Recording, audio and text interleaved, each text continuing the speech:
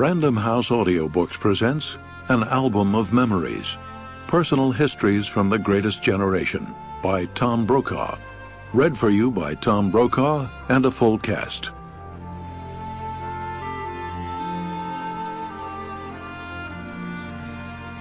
Forward. For the past 3 years, I have been immersed in the stories of what I call the Greatest Generation, those American men and women who came of age in the Great Depression, served at home and abroad during World War II, and then built the nation we have today. In 2 books, The Greatest Generation and The Greatest Generation Speaks, I documented their stories of bravery and sacrifice, achievement and humility, loyalty and service. The reaction to these books has been deeply gratifying. Members of that generation characteristically are modest and yet quietly proud of what they have achieved individually and collectively, and proud also to have had their accomplishments recognized at this stage of their lives. In turn, their children and grandchildren tell me they are re-examining their own lives and values, measuring them against the legacy of their parents and grandparents. It is a kind of symbiotic effect in which the generations, by interacting, are giving new meaning to their lives. It was a common trait of the Greatest Generation not to discuss the difficult times and how they shaped their lives. But now, in their twilight years, more and more members of that remarkable group of men and women are determined to share their experiences. Frankly, when the second book was finished, I thought we had exhausted the supply of fresh material. But the stories keep coming in, describing history as it was lived by ordinary people, on D-Day, on Bataan, during the Battle of Midway, and so on. I have come to realize that here are still so many stories to be told, so many lessons to be learned from even the briefest recollections of that time of deprivation and war, heroism and belief, uncertainty and peril. So this album of memories is a way of celebrating more of those lives and preserving their memories and stories. It is designed to complement the earlier books and also the new World War II memorial in Washington, D.C. Part of the proceeds from the sale of An Album of Memories will be dedicated to the work of the memorial. Again, I am deeply indebted to the men and women whose stories you will find here, and to the children and friends who offered their reflections as well.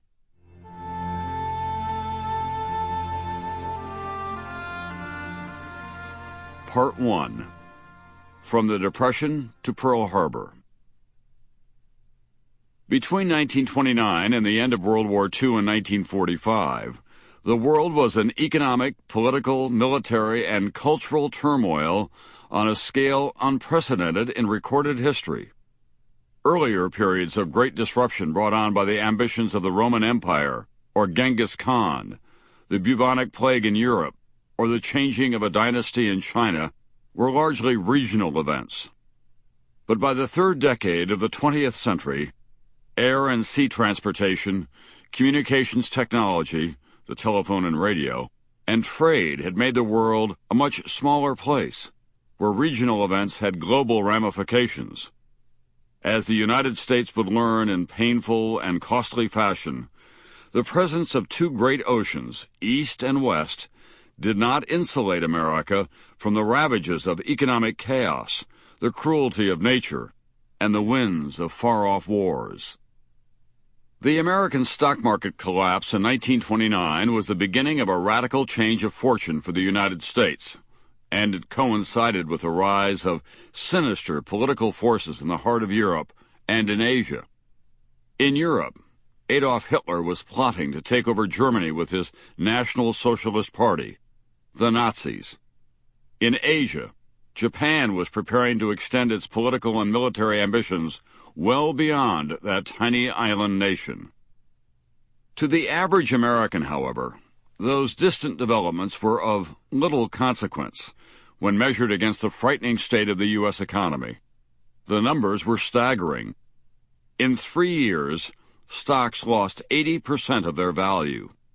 The Ford Motor Company employed 128,000 workers in 1929. By 1931, that number had dropped to 37,000.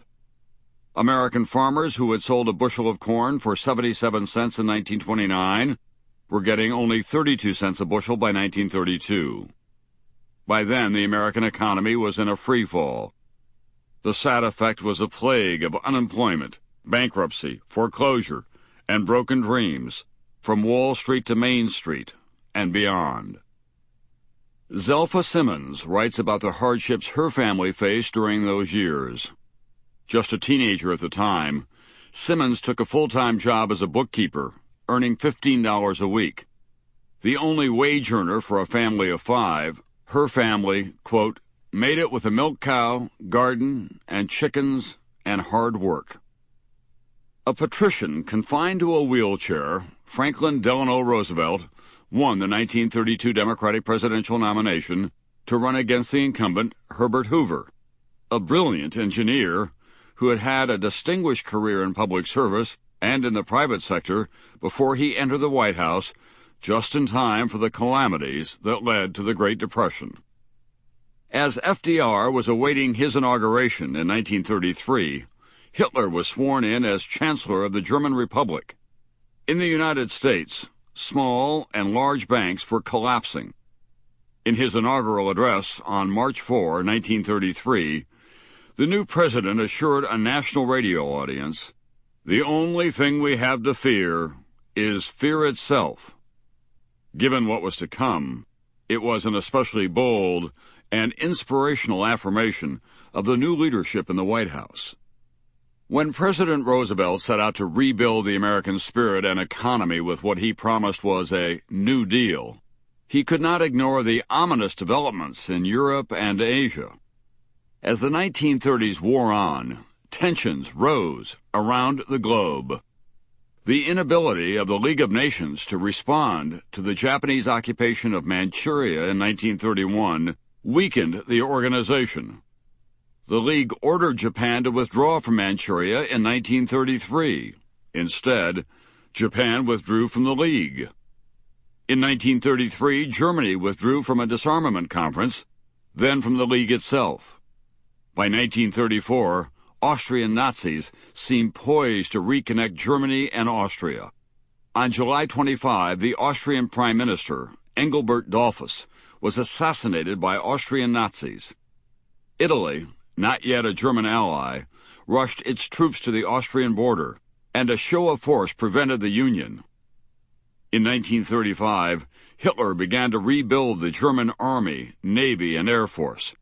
It was widely known that Germany was violating the arms limitation clauses of the Treaty of Versailles that had ended World War I. Still, German aggression went unchecked. In 1936, Hitler gambled on the Western unwillingness to fight and sent troops into the Rhineland. The French and British did nothing. Meanwhile, the Italians practiced aggression of their own. A skirmish in the desert in December 1934 served as public pretext for the Italian invasion of Ethiopia in October 1935.